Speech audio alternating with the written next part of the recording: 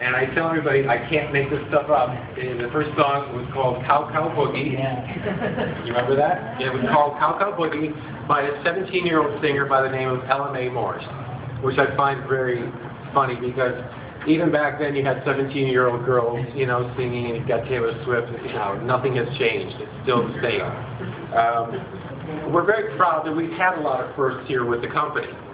Capitol Records was the first major label to be based on the West Coast here. Everybody else was back east at the time. We were the first one on the West Coast.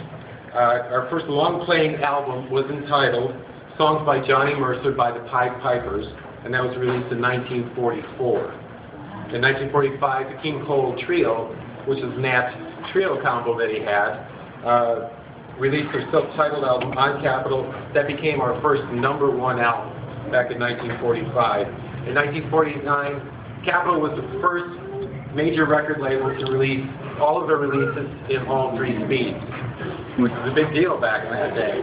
So at 78, 45, and 33 and a third, we were the first label to do that back then. That was a very big accomplishment.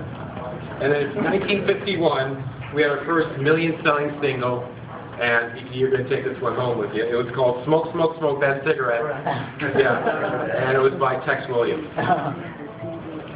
So by August of 1952, Nat King Cole, both as a solo artist and with the King Cole Trio, had sold more than 15 million records for Capitol Records. And by any standard, even today, that's a lot of records. Back then, obviously, it was huge. Groundbreaking for the tower took place in September of 1952, and the building has the official grand opening on April 6th of 1956, and it soon became known. One of its nicknames was the house that Nat built because of the vast amount of records that he did sell for us. The first gold album that we received from the RIAA, which is the Recording Industry Association of America, was for the movie musical Oklahoma, and that starred Gordon McRae and Shirley Jones. And we still actually have that album on display here in the lobby amongst all these. It's right up in that cluster up there, and it's the second row down, the middle album. It's for Oklahoma. That was the first gold album recorded to us by...